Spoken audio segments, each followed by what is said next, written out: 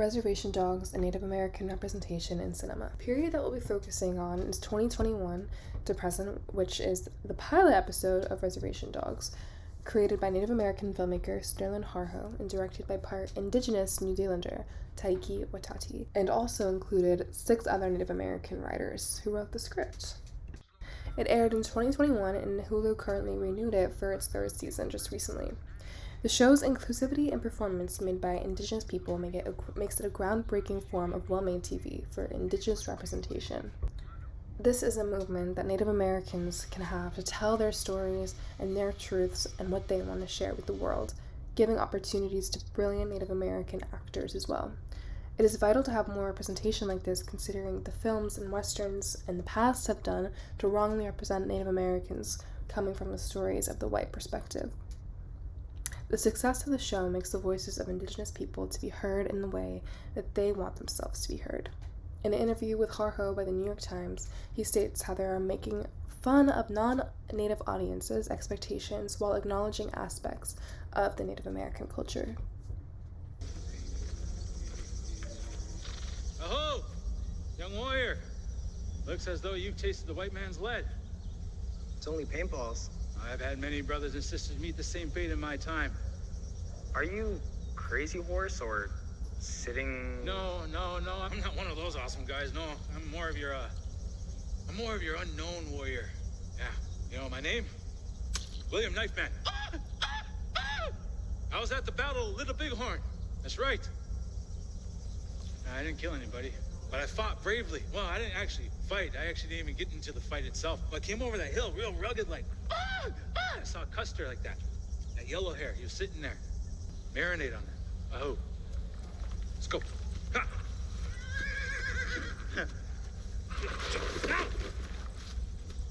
Something that Sterling Harjo mentioned in his interviews is as he was growing up on reservations in Oklahoma, he talks about how he learned from the best of the best storytellers in his culture from a really young age, and that's something that he always has considered a part of the cultural aspect of the Indigenous people, and that is something that he encapsulates in Reservation Dogs. There always has been and still is an overwhelming lack of Native American representation behind and in front of the camera.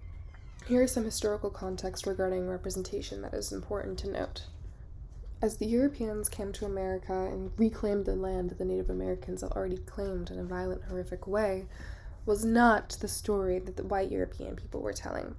So much of the way Hollywood represented Native Americans was to recreate the U.S. empire through the lens of Lewis and Clark claiming the West, as is argued by Lisa Black, the author of Picturing Indians, Native Americans in Film.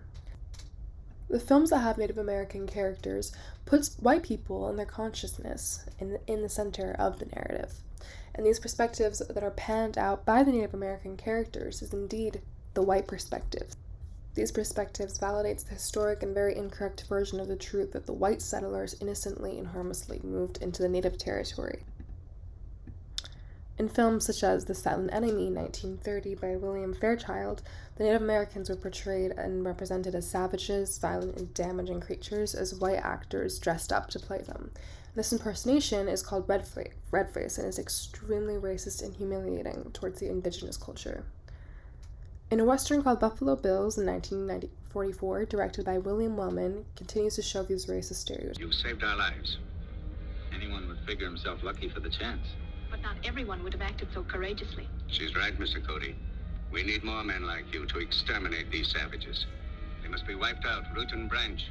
There's some white men that need wiping out. I don't understand. Many Westerners, including The Squaw Man, 1914, The Silent Enemy, 1930, Buffalo Bills, 1944, have this really, really terrible depiction of Native Americans in such an ugly and inhumane way. It is unfortunate that the viewers and fans of these films believe everything they saw and became such supporters, and even these racist stereotypes and violent, inappropriate impersonations, such as wearing feathered headdresses to American sports games or saying slurs like they don't even know what they mean, left communities of Native Americans around the world voiceless, dealing with identity issues from the way the rest of the world sees them. According to a Journal of the American History by Michelle Rahija, there's been a significant turning point in the depiction of Indigenous culture in the 90s with films such as Little Big Man, Dances with Wolves, and other recent works by Sterling Harjo, Melinda Manor Lowry, and other Native American filmmakers.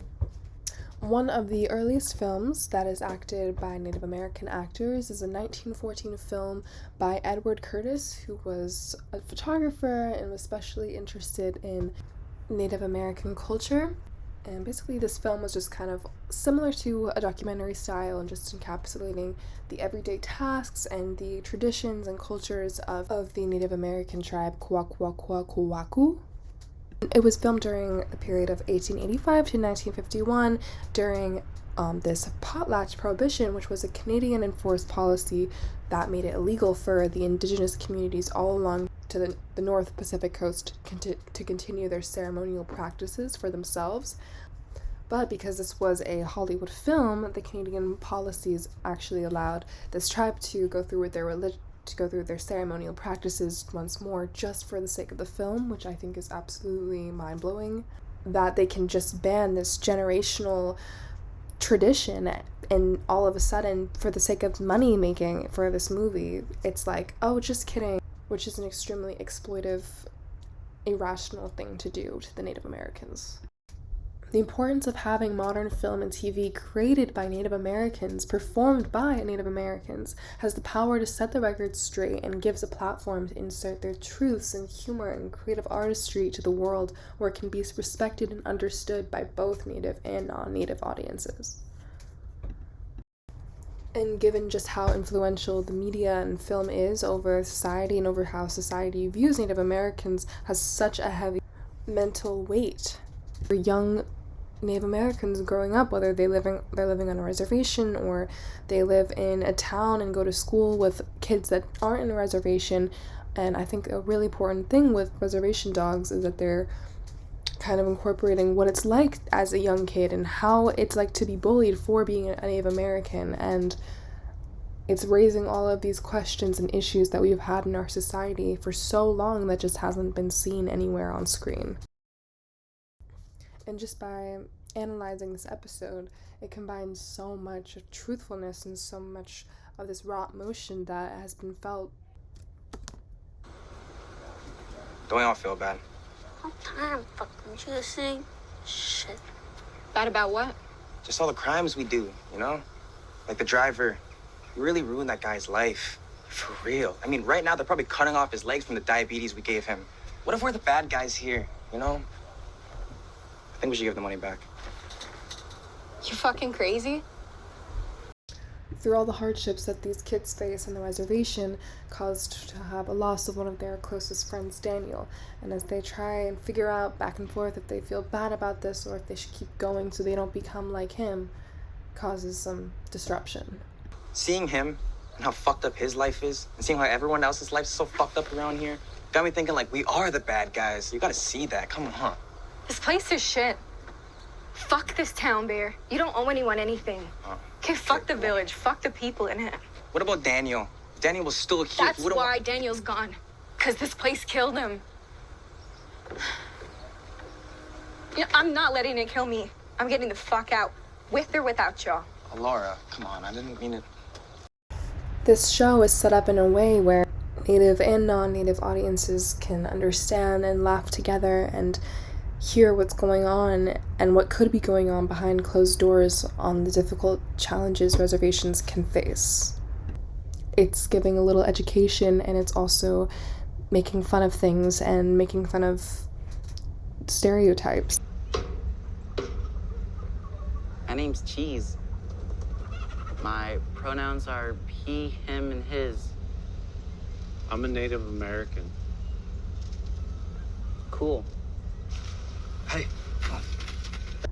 And I think the show is really clever in the way that it uses its comedy to make everybody laugh, but also raise serious questions. Hey, Cheese. If you're gonna steal something, you gotta let me know, okay? So I can write it off on the books.